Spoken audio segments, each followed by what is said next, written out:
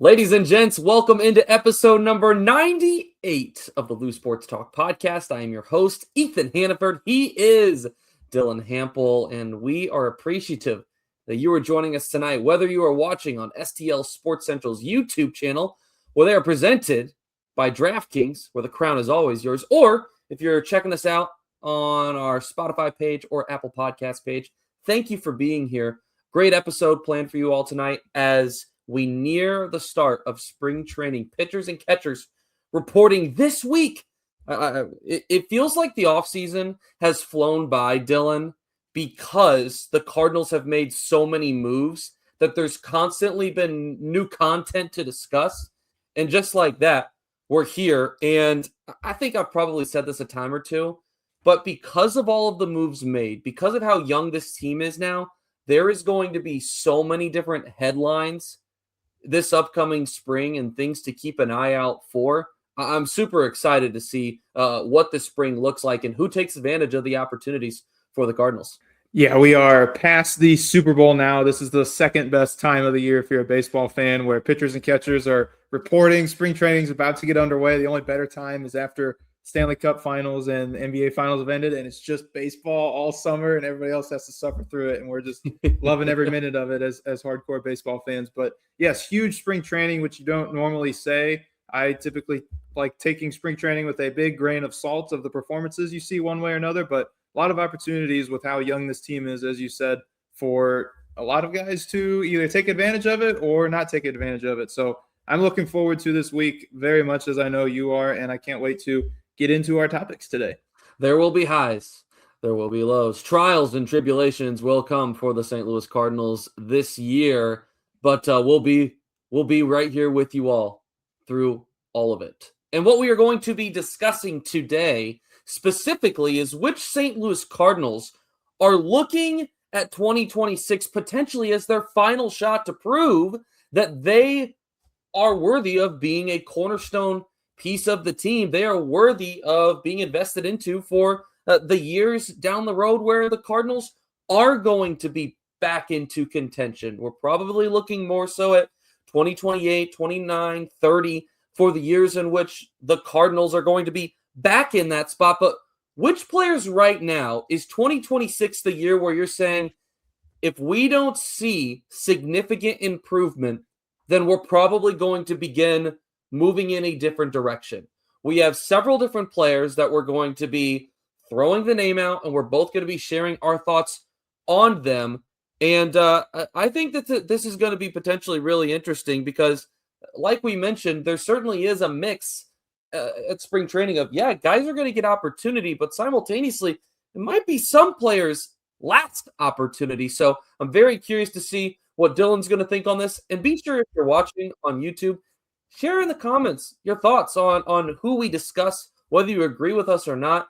Like and subscribe to STL Sports Central as well. But before we go ahead and we get into the topic of conversation for today's episode, breaking news did occur for the Cardinals today. The Cardinals made a trade with the Washington Nationals, acquiring right-handed relief pitcher George Soriano, a relative actually of former Chicago Cub Alfonso Soriano.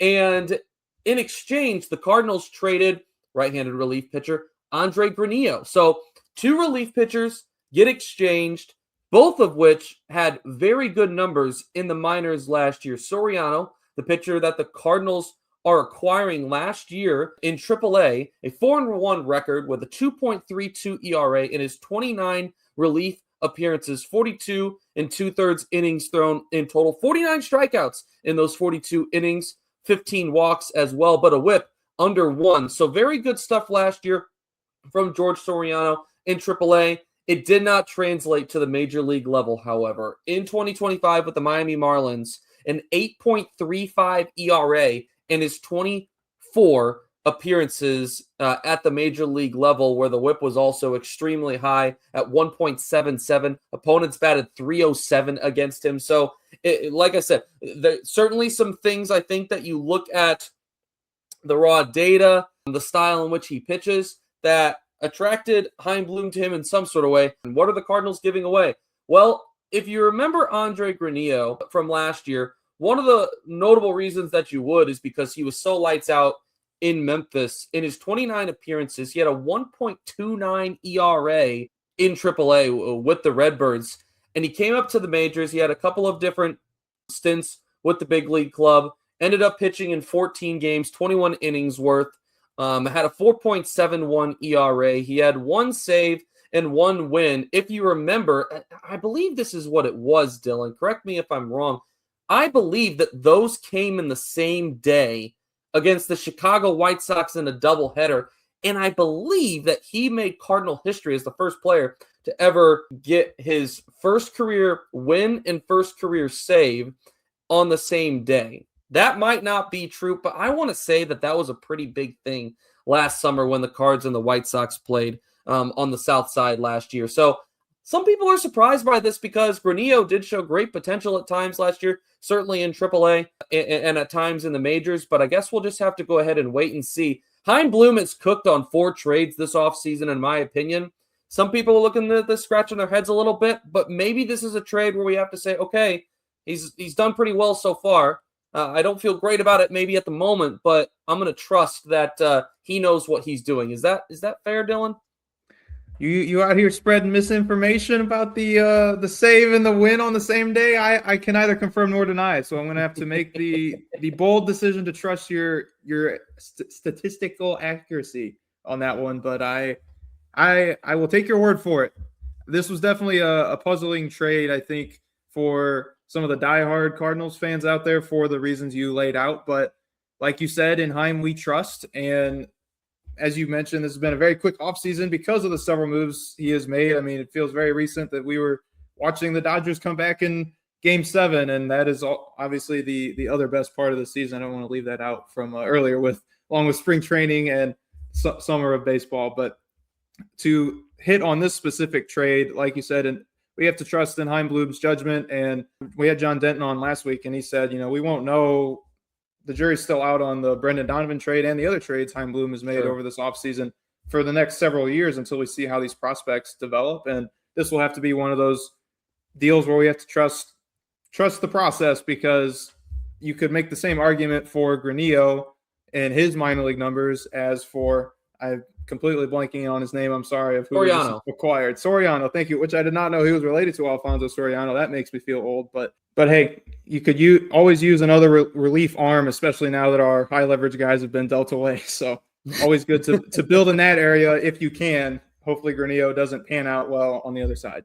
Well, we certainly know that Chaim is looking for a type here, and that is guys that can strike batters out. And George Soriano has proven that he can strike batters out. We'll see if he's able to get that ERA a tick or 6 down this year. We'll just have to wait and see. So let's go ahead and let's dive into today's topic for episode number 98, which Cardinals are facing potentially their final shot with the club in 2026. We are not necessarily saying entirely like we're completely all in or we're completely all out on whether someone is looking at their final shot.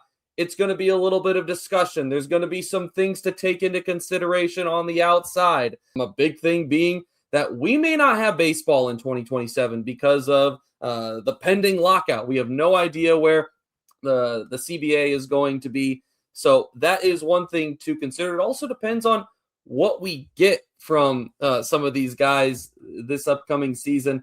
There is a very realistic world in which these guys are not perennial all-stars, but they're also not the worst players in baseball. And they're somewhere in the middle to where you're having to evaluate if what you saw was good enough or encouraging enough to where you feel like you can build on it. And I think that's probably where a lot of these guys are going to fall this year. But let's go ahead and let's dive in with our first player. And that is Cardinals right fielder and former top prospect, Jordan Walker, who is expected to be a free agent come 2030. So there is still plenty of time for him to be in this organization. If he were to, turn things around offensively, he certainly would be a part of things here in St. Louis. Walker made his major league debut in 2023 and had a strong campaign despite the Cardinals' struggles that year. He batted .276, hit 16 home runs, and had an OPS that was just under 800 at .787, and showed some great signs. However, That did not carry into the 2024 season. The sophomore slump was about as real as it gets for Jordan Walker, who at the start of the 2024 season, Dylan, was just absolutely lost. Had no beat on anything, was chasing everything, was rolling over everything, and spent a lot of the season in AAA Memphis. Overall, batted .201 with a .619 OPS in 2024. 2025, more at-bats for Jordan Walker, just under 400 plate appearances, 360 at-bats. Not very impressive from start to finish. 6 home runs, a .215 batting average, and a .584 OPS. And now we look at a guy like Jordan Walker, a former top prospect. We know the athletic build that he has. There's no question that this is the guy I think you look at on this roster and say, that's the one you're the most fearful of. What if he gets away? What if he gets into the hands of someone else and all of a sudden he becomes what you thought he was going to become with the Cardinals? Here's where I'm at on Jordan Walker. I am more in than out still. I am more so leaning on the side of this is not going to be his last opportunity with St. Louis. And here's the reason. When you look at the athletic build of someone like Jordan Walker, there is so much potential for opportunity. We have seen it at times here with the Cardinals. The problem with Walker has been that he's been very comfortable in his stance, in his routine of doing things, and it was made known during last summer that Walker was having a hard time buying in on the process in which the Cardinals wanted him to go through, the tweaks to be made, the changes to be made. And that, from everything that we have heard, and a lot of this was made known at winter warmup, whether it be by Walker or by Ollie Marmol, is that he's more bought in on the process that the Cardinals are providing, that are giving him, than ever, which is an encouraging sign. And it makes me hopeful that what the staff is telling him he needs to correct, he's going to be more in on willing to change some of those things. Now, time will tell if that is the case. He certainly has a lot of things to improve on. Last year, the chase rate was not good. The whiff rate, the K rate, they were all near the bottom of Major League Baseball, as well as the launch angle sweet spot. We know for a long time that Jordan Walker has hit the ball on the ground far too much. In fact, it got him sent down to AAA his rookie season very quickly, which you can have a whole other conversation about how dumb the handling of Jordan Walker in his rookie season was. So he needs to hit the ball in the air more. We've talked about the body type, what he can be potentially, but we just have to get there. I am not willing to say right now that Jordan Walker, that this is going to be his final year with the Cardinals, his final chance, because one, he is so young still. He's only 24 years old. And because it seems like, yes, he is more bought in on some of these steps that the coaching staff is providing him and the things that he is working on. Will these things all turn into Jordan Walker as a perennial all-star in 2026? Probably not. But I think that if we can see specifically the ability to hold off of the breaking pitches that he traditionally has chased, have a little bit of a better approach at the plate, that's going to be an encouraging sign, because if you're more disciplined at the plate, guess what? You're going to get more fastballs. And Jordan Walker hits fastballs pretty well. So if he can get more fastballs to hit and to drive out of the ballpark and into the gaps, I think he has great potential to still be a really good baseball player. We'll just have to wait and see. Dylan, your thoughts on Jordan Walker? It feels like a lifetime ago. I think it was our 2023 offseason that we did our annual Christmas wish list, and I said one of my tidbits for the 2024 season I wanted to see out of Jordan Walker was 25 home runs, and he has hit, I believe, 7 combined home runs since then in the 2 seasons that have occurred. So as you mentioned, he's spent significant time in the minor leagues in 2024. I believe it was 84 games he played there, and he's been up and down in each of his first 3 seasons. Has spent at least some time, whether it's rehabbing an injury or trying to adjust, at the plate. I am going to say that I lean more toward the side of it won't be his last season in a Cardinal uniform, but I lean more that it should be, because this is a guy that I am more out on than in on at this point, because it's very hard to make a position change, let alone at the major league level. And he's still continuing to grow and adapt as a right fielder, but that's not what his upside is. His upside was the potential for the power and the middle of the order thump, which he has not been able to provide so far in his career. And so I think that a lot of major league hitting is being able to adjust and being able to knowing what tendencies pitchers are going to throw at you and being able to lay off those pitches, as you mentioned, that thus far he has not been able to lay off, so that you can get the fastballs that he's able to crush.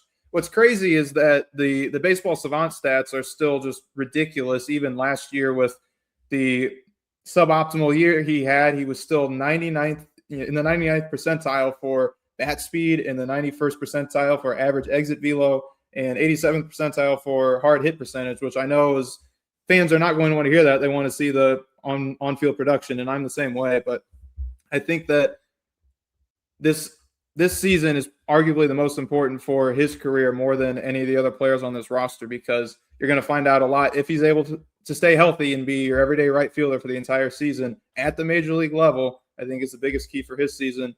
That will tell you a lot about, is he going to be part of the future or not?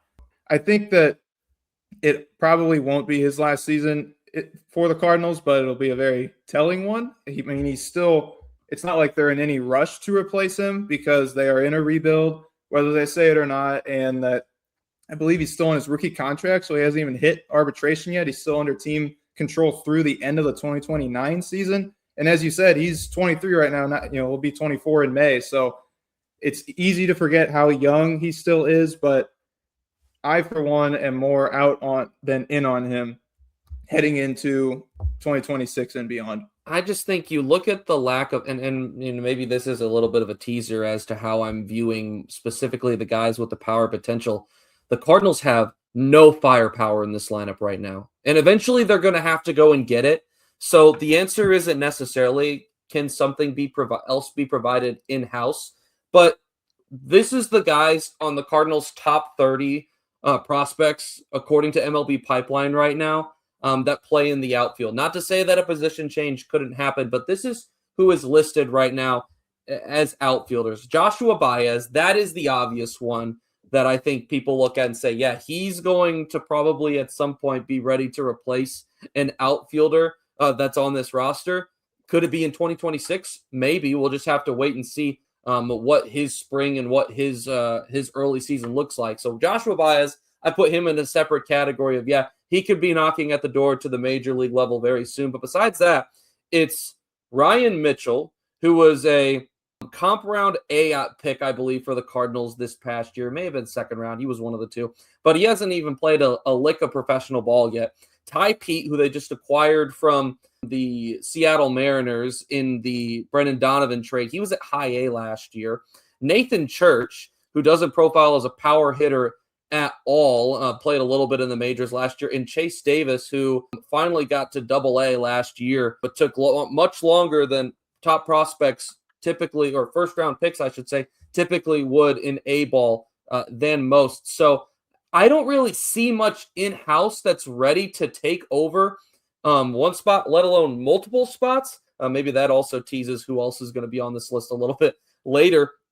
But I think that's part of it as well. It's hard to project, like, would the Cardinals be willing to go out and make a trade and add that power? But that's not a simple thing either necessarily. So because there's not a lot of firepower in the organization or on the 26-man roster, I have a hard time believing that unless Jordan Walker, is at the exact same level as he was last year, I have a really hard time believing that they're going to move on at any point. But there certainly are other players to discuss. So let's go ahead and move on to our next player, Dylan.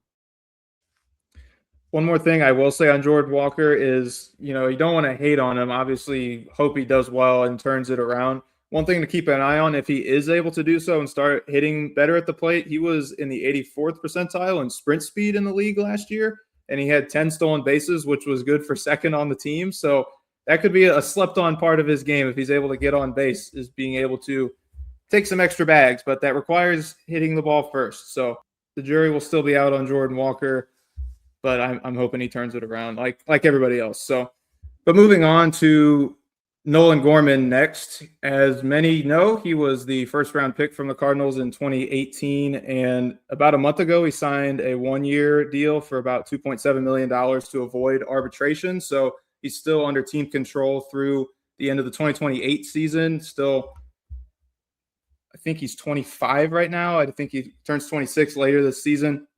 But a lot of question marks around his game. It's going to be a big year for him with Nolan Arenado gone now, and you just have to start right there, knowing that regardless of what Nolan Gorman puts on the field defensively, nothing is going to compare to what we have seen the last 5 seasons with Nolan Arenado. So that's not an expectation anyone should have for him. But what we should expect and what I hope to see from him is league average defense at third base, because in his limited time last year, it was below average. And his upside, just like Jordan Walker, is from behind the plate, but there's a lot to be desired there as well. You know, he's one of the streakiest hitters I've ever seen in my life, but I think that now that there's a new regime in place, Chaim Bloom doesn't necessarily have as much loyalty to him as a former top prospect as a John Mozeliak would have. You know, it's not like this is Chaim's guy that he is, you know, brought up through the ranks and is kind of staking a lot on, whereas I feel like Mozeliak did have a lot more on the line with Nolan Gorman. That's one of the hardest parts of baseball, is knowing how to time bringing up a prospect and how to, you know, when to let a guy go. If it's Cardinals been burned both sides, whether it's letting a guy go too early in a Randy Arozarena or a Sandy Alcantara, Zach Gallen, the list goes on, or holding on to a guy too long and then he doesn't have much value. Look at a Dylan Carlson or a Tyler O'Neill. So that was very long-winded to say that is how Nolan Gorman's 2026 season is looking. I think that it should not be his final chance in a Cardinal uniform for a similar reason to what you said, Ethan, of Jordan Walker. The Cardinals, you look at their top 30 prospects right now, I believe there are 4 total that could play third base, and one of those is Jesus Baez, who is not even close. You know, he's playing at high A right now. He came over in the Ryan Helsley trade, and he's not anywhere near being at the major league level. So there's not an immediate knocking on the door replacement. Now that the Cardinals have moved Brendan Donovan, now that you have J.J. Weatherholt, who's most likely going to be your opening day second baseman, 2026 should be the year of Nolan Gorman at third base. Concur or disagree, Ethan? You know what? I'm going to agree with you. And I think, like I said, I kind of teased this a few minutes ago when I said I'm going to have a little bit of extra leeway with the power potential guys because there is so little of it in the organization. Like I said, that's not to say that Chaim Bloom couldn't go out and acquire that from someone else at some point. I just wonder if we're going to have to wait a little bit longer than, you know, next offseason to find that piece. That's not to say that he couldn't go and do it, but I just think that Chaim Bloom is probably going to want to make sure that he knows what he has in some of these young pieces before he goes out and either trades a load of prospects for a high-quality power bat or signs one in free agency. I think he wants to make sure that he is bringing in the right guy that can play the right position for the Cardinals. And as a result, I think that's going to take a little bit of time, probably a little bit closer to when they're ready to contend for another World Series. That's not where we're at right now, which is why we're having this conversation, of course. Nolan Gorman, I mean, you said it. There's not a lot of prospects in the organization. I had 5. I threw in Yairo Padilla, who was a shortstop, but who knows, could maybe play third, but probably could play anywhere on the infield if he could play short. Blaze Jordan's another one. Daniel Ortiz. Because there is so little in the organization, I think that they're more likely to stick it out with a guy like Nolan Gorman, who has done it at the major league level. We have seen him perform really well at this level. Back in 2023, he hit 27 home runs. He had an OPS over 800. So it's not like Nolan Gorman has never done it before. It's just a matter of, similar to Jordan Walker, can he find it again? He has to get better when it comes to a lot of the similar things like Walker. His whip rate, his K rate were both really poor last year. His ability to square the ball up was not good. He was not hitting the ball nearly as hard last year as he has in previous years. Here is where I am encouraged. They worked a lot on Nolan Gorman's approach in 2025. And here's what did improve. His walk rate skied through the roof. He was in the 84th percentile in walk rate in 2025. So clearly some things were in motion, but at the same time, Nolan Arenado was still at third base just about every day that he was healthy. I know he had a couple of stints on the injured list, which Gorman then was able to play every day over there. But we still haven't seen in the last couple years Nolan Gorman get that, I think, the chance that you want him to where he's going to be able to just have 500, 600 plate appearances. I know some people would argue that Nolan Gorman has had plenty of opportunity and to a certain extent fair game because he does have almost 1,600 career plate appearances. But everyone talked about how last year was supposed to be the year that he was going to be able to get those 500 plate appearances, and he still ended up getting 400, but it was very spotty. It was very back heavy at the end of the year when Arenado was banged up. I look forward to Nolan Gorman getting a full season with Brant Brown as his guy, where he's going to be at the hot corner or at second base just about every single night. I lean more towards being in than out because of the power potential still. I'm not willing to say right now, unless it continues to be this level of poor or get even worse, I'm not willing to say that 2026 is Nolan Gorman's final year. I know that might frustrate fans, that we both are still in on Jordan Walker and Nolan Gorman. It would be different if the Cardinals were ready to compete, probably. It probably would, but they're not. And 2027 is likely not going to be a year where they are either. So why would we move on from guys without purpose? It just doesn't make sense to me.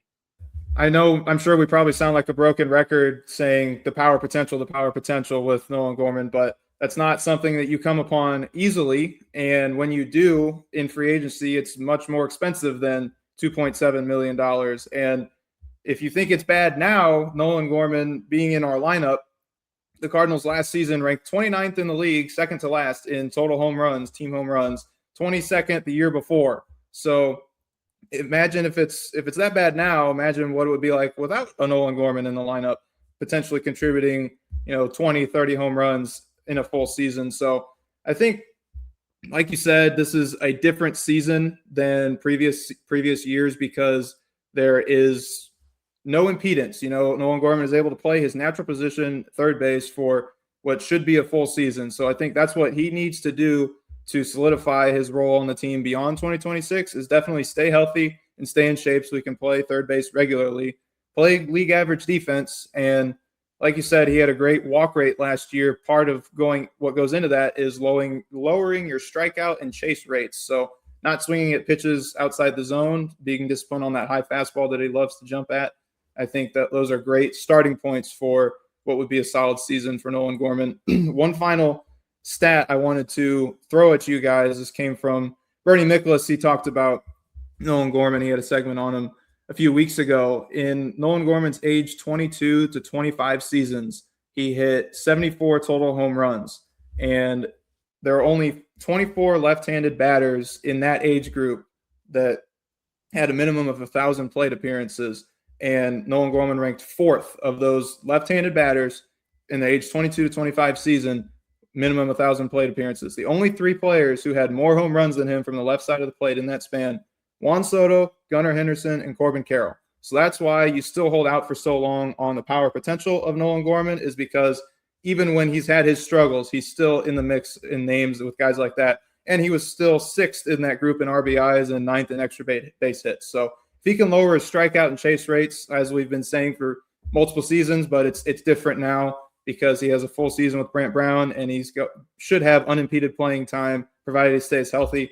Who knows what this year could look like? You look at a guy like Joe Adell, who was a top prospect for the Angels and really struggled his first 3 or 4 seasons, and then had a breakout last year, 37 home runs, and part of that was lowering his strikeout rate. So I'm really looking forward to seeing what 2026 looks like for Nolan Gorman, and hopefully beyond if he's able to get the power numbers up. Here's what I don't understand, Dylan. I'm going to pick on you for a second. Is so much I feel like of my explanation for Jordan Walker and yours for Nolan Gorman were very similar. But you, even though you said you think Walker, this isn't his last year, you said you kind of implied that you wanted it to be, that you were ready to move on. Do you have any? What's the reasoning behind that and the difference that you see between those two?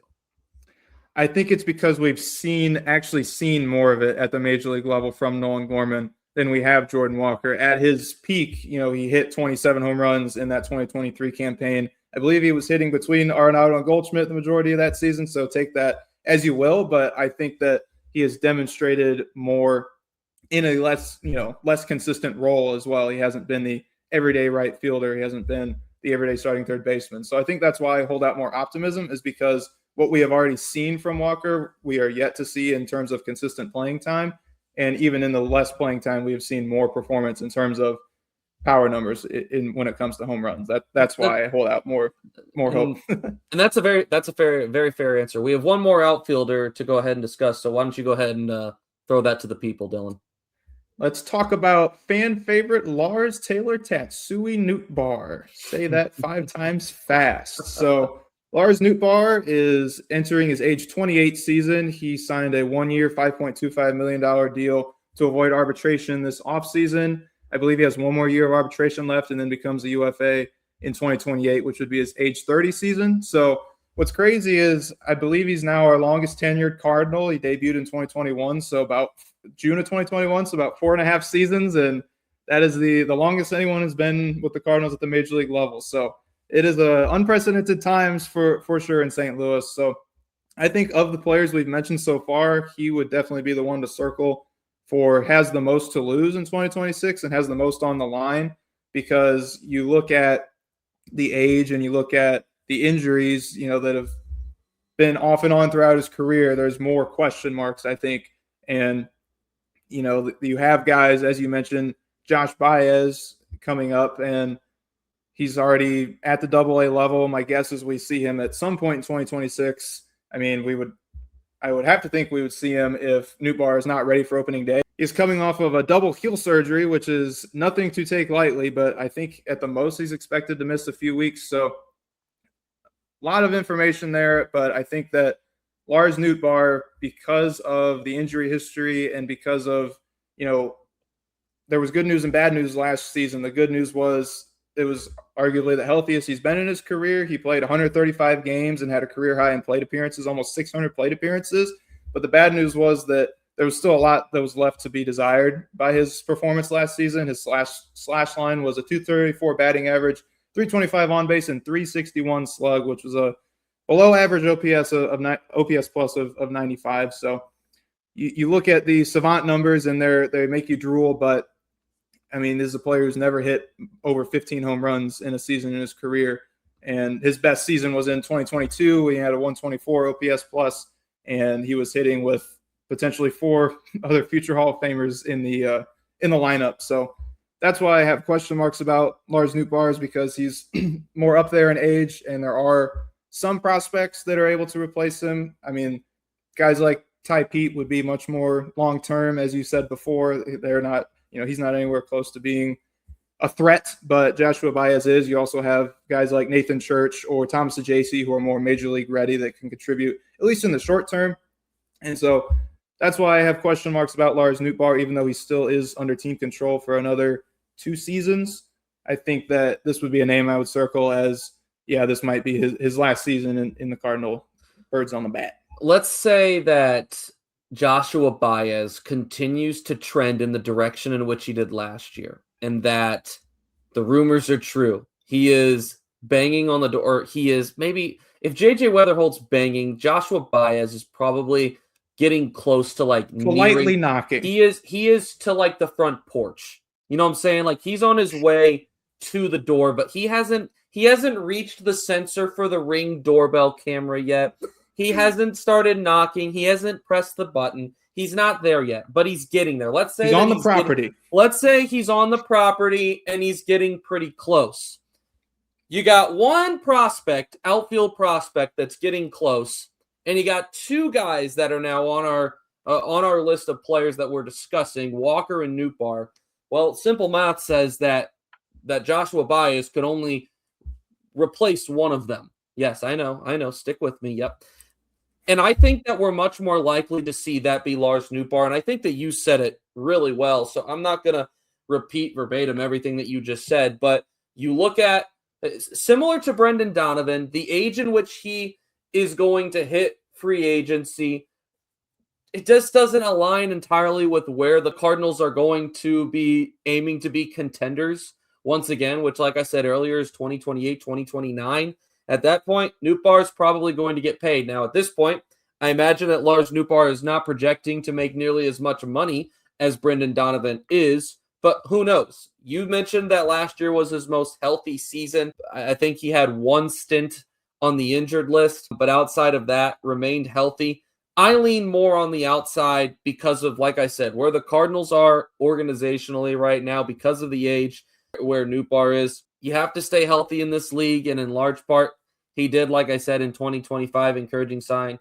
But there's an outfield bat I think that's going to be close soon, and that's Joshua Baez. And if it comes down to Jordan Walker or Lars Nootbaar, I think that I'm leaning towards Lars Nootbaar because the ceiling is not there for him. I also think there's a world in which if he does come out swinging the bat and he looks a lot better and his plate awareness is back to where it was prior to 2025, or should I even say in March and April of 2025, then I think there's a fair chance that he could get traded. I think that with the amount of team control, there's going to be some market interest in him. But, I just don't see it lining up with the Cardinals. I think there's a world in which he was traded this offseason if he didn't have to get the heel surgery done. But he did. He's still here. I lean towards this being Lars Nootbaar's final season with the Cardinals. Any other thoughts before we move to the next guy? Yeah, I think that there were even rumblings of him being moved at the winter meetings. I want to say it was Boston and maybe the Mets that were taking a flyer on him. And so I could see that happening. The team control was part of the appeal for Brendan Donovan, still having the future years left before hitting free agency. So a guy like Lars Nootbaar, I feel like the best thing he can do for the 2026 campaign is recover fully and stay healthy, because you don't want to rush back from heel surgery. It sounds like he's going to be back relatively early in the season, but you don't want to have him try to go before he's good to go and then hurt himself again. And then also I think he's going to play a vital role, at least to start the season, depending on if he gets moved or not, in being a clubhouse leader now that you have so many veteran voices that have departed this offseason via trade. You don't have the veteran leadership of Sonny Gray, of Nolan Arenado, of Wilson Contreras, and now of Brendan Donovan.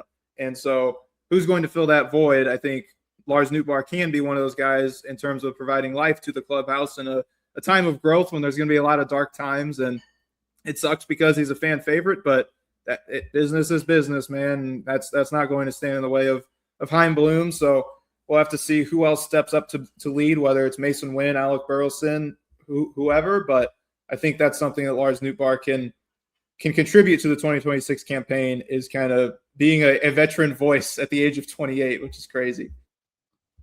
Next player, we're switching over to the pitching side. Our only pitcher that we're going to feature tonight is Andre Pallante, who has been with the Cardinals now for several years, both mixing time as a starting pitcher and a relief pitcher. But the last 2 seasons, Pallante has featured much more as a starter.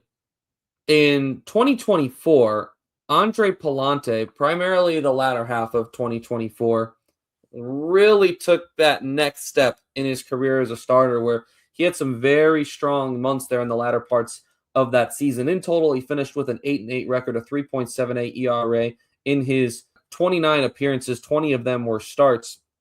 And in that season, the savant numbers were through the roof. The fastball run value was near the top of Major League Baseball. The ground ball rate has always been one of his strengths. He was in the 98th percentile in 2024. The barrel rate was in the 98th percentile. The average exit velo was in the 84th percentile. His fastball run value was the 93rd percentile of baseball. And in 2025, something did not click to where the success that he had in 2024 was able to carry over into last season.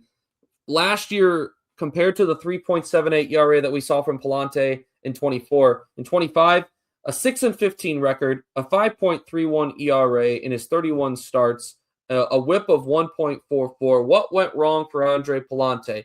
the fastball run value went from 13 to -8. It went from the 93rd percentile in baseball, Dylan, to the 11th percentile in baseball. The ground ball rate was still really high last year, but that was the only category that he was in the top 20th percentile of Major League Baseball in. Here's the deal.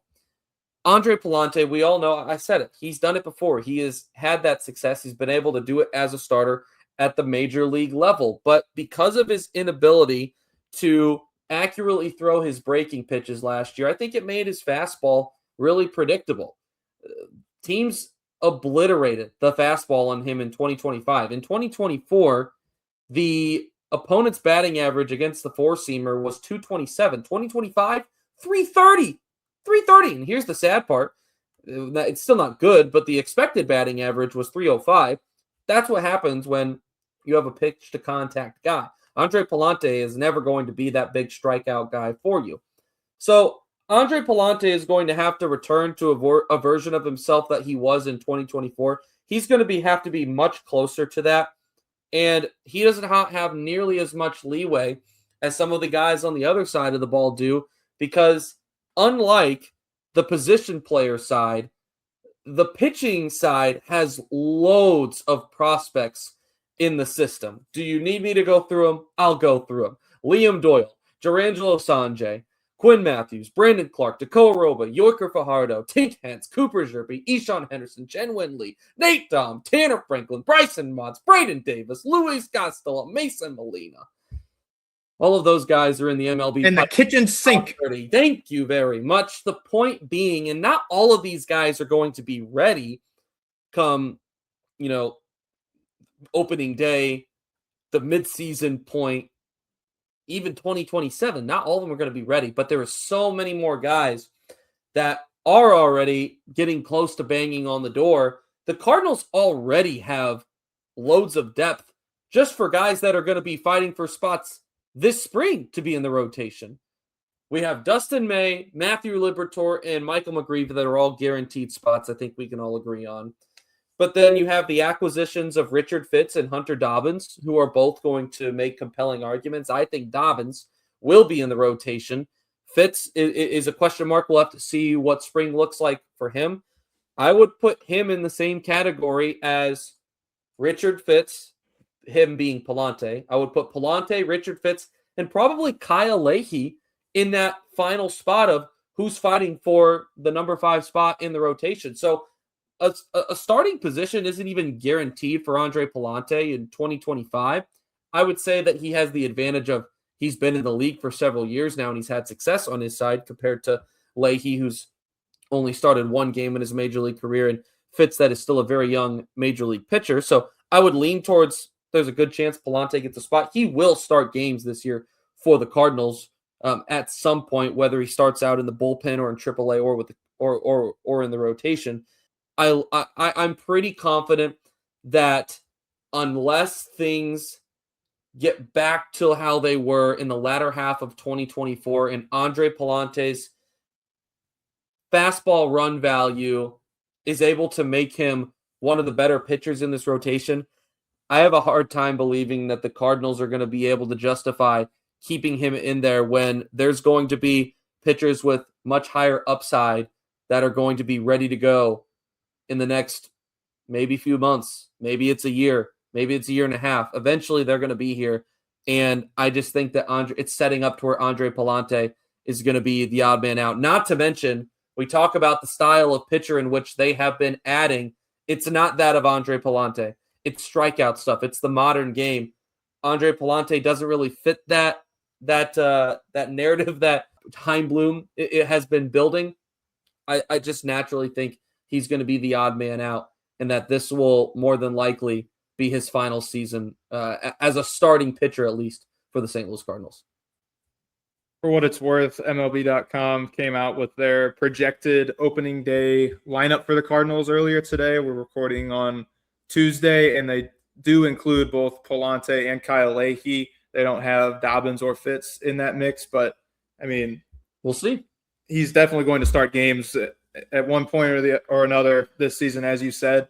I agree with you. I think that his better part of his career, the time when he was at his best in his career was that latter half of the 24 season when he came on as a starter. He's done both, but he's shown better, on the mound as a starter than a reliever, in my opinion. And last season, you already covered the numbers of how bad it was. And he's one of the last remaining holdovers from the pitch to contact era of Cardinals pitching, which is crazy to think that we're on the other side of that now. But I agree. I think he's probably in his last season as a Cardinal. The only thing that I could maybe think of playing a role would be if there is a significant work stoppage in the 2027 season and some of these younger guys, aren't able to fully be ready yet and aren't able to get as much development at the minor league level as, the Cardinals feel comfortable with before bringing them up to the, main squad, then maybe. But there's already other guys that are close to the major league level or that, signed in this offseason or traded for in this offseason in Dobbins and Fitz that you mentioned. So he seems to be the odd man out, as you said, but that would be the only wrinkle I could think of would be, a work stoppage causing lack of development and needing to hang on to a guy like Pallante for at least part of 2027 because he still has team control left. But I doubt that happens. All right, Dylan, final player that we are diving into tonight, taking a look at as to whether or not it'll be their final shot in 2026. And this one is a little bit different than the other ones because with the other four players, we were specifically talking about, is it their final chance to prove that they are going to be able to prove to be a part of the future of the St. Louis Cardinals? This one has a little caveat because with Iván Herrera, we're specifically talking about him at the catcher position. I think that most people, all sane people, would argue that Iván Herrera's 2025 campaign at the plate was maybe the biggest win of the year for St. Louis. He was in the top. I don't know. Getting rid of Eric Fetty was pretty awesome. Too soon. That's why the people love you, Dylan. That's why they love you. Iván Herrera was in the top 22% in basically every single offensive StatCast category in 2025. He batted .284. He had an .837 OPS in his 388 at-bats. Yes, he had a couple of stints on the IL, but despite that, only, like I said, 452 plate appearances, 19 home runs. I would love to know what the projected 162 total home run number would have been for him. I guess that's a slap on the hand for me for not prepping with that. But we all know what we saw in Iván Herrera in 2025 at the plate. Behind the plate has been a very different story the last couple of seasons for Herrera. In 2024 and 2025 combined, Iván Herrera has thrown out 4 of 70 runners that have attempted stealing on him. 4 of 70. It's not good. Not good at all.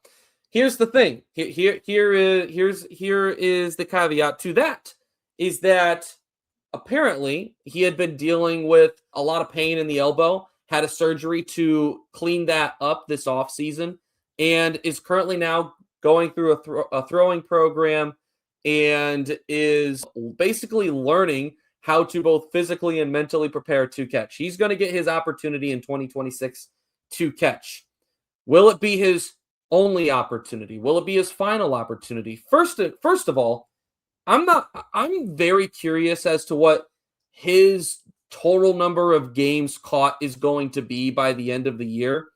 And the reason being that the Cardinals right now on their major league roster have both Pedro Pajes, who I don't think they have any plans of not breaking camp with the team, and because of how well he works with pitchers and with how young, because of how young this pitching staff's going to be. And then you have Jimmy Crooks, who's the number 7 prospect in the organization. I believe has been as high as 4 at times, according to MLB Pipeline. He got a little taste of the majors at the end of 2025. It's looking as of right now like he's going to probably be on the 26-man roster come opening day. I guess he could be in AAA.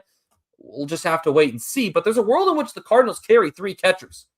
If that's the case, how many games is Iván Herrera actually going to catch? So that's just a little side divot, but I am curious of that. It comes down to this. The Cardinals have three prospects right now that are in the top 7 in the organization. Jimmy Crooks is at number 7. Leonardo Bernal is, I believe, at number 5 right now. And then Reinel Rodriguez is at number 3. And the hype for him continues to build. I mean, to the point where now he is I think, top 40 prospect in Major League Baseball. And he's only going to keep climbing. The things that he did in A-ball last year in his age 18 season are rival to some of the best players in Major League Baseball that were even professional players at the age of 18. So there was a lot of hype around him as well right now. And here's the truth. All three of them are better defensive catchers than Iván Herrera. So it's not to say that he's not going to get an honest shot at this in 2026. The question is he going to be able to propel himself far enough to where he is also a better defensive catcher than the guys that are on their way up and are some of them already here. Some of them getting pretty close to being major league catchers. I don't know if I see it. I would be happy for him if he was able to do so, but I don't know if I see it. Here's the great part is that if Iván Herrera ends up moving to another position, whether it be first base, whether it be as a full-time designated hitter, whether it be as a corner outfielder, the great part is that some of these catchers, these catching prospects that you have really good bats. I mentioned about Rodriguez. Both Crooks and Bernal, I think, have shown good abilities with their bat. Maybe not to the level of with Bernal and Crooks to Iván Herrera. Certainly Rodriguez has. Eventually, you're probably going to have multiple of these bats in your lineup.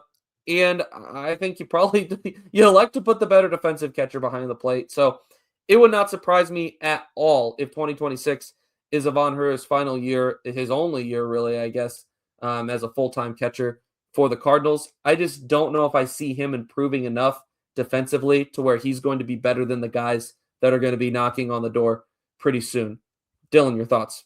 I agree. I think that catcher is one of the few positions where the Cardinals could have a true log jam if they decided to catch Iván Herrera long term, because of how much depth we have in the minor leagues in terms of catching prospects, which is such a breath of fresh air because it has been less than wonderful since Yadi's departure. And so I did not know about the reconstructive surgery that he had, but I think even with that, I would only be comfortable with Iván Herrera being our long-term catcher if Yadier Molina himself were the catching coach, working with him every single day, 24/7, and teaching him everything that he knows. So I think that Iván Herrera has a very bright future with the Cardinals, but I'm hoping that it's at DH because that is a position where the Cardinals, we have plenty of defensive catchers at the, that are ready or close to being ready, and then a glaring lack of power that Iván Herrera can provide. And he's also hopefully able to stay healthy throughout a full season if he's, more of a full-time DH. So I'm with you there, and I'm very excited for the future of both Iván Herrera and the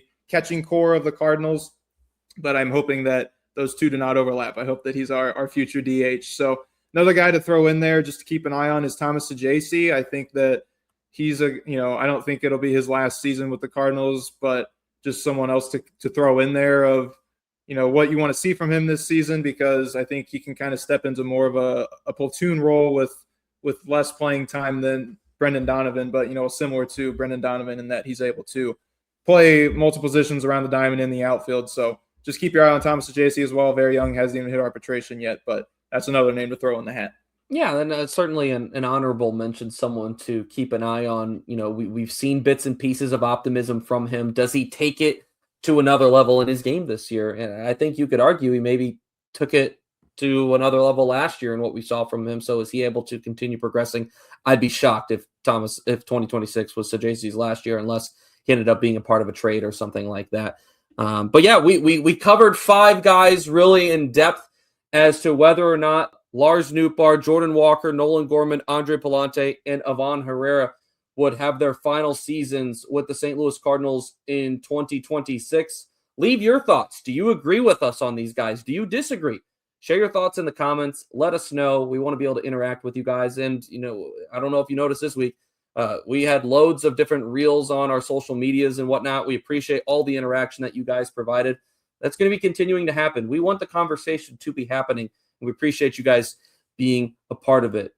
A lot of things in the works right now for upcoming episodes. 2026, the season is nearing us, and so is episode number 100. Man, time flies when you are having fun. Follow us on Instagram, X, and Facebook at Loose Sports Talk _. Like and subscribe to STL Sports Central on YouTube and on all of their social media pages as well. Episode number 98. That's a wrap.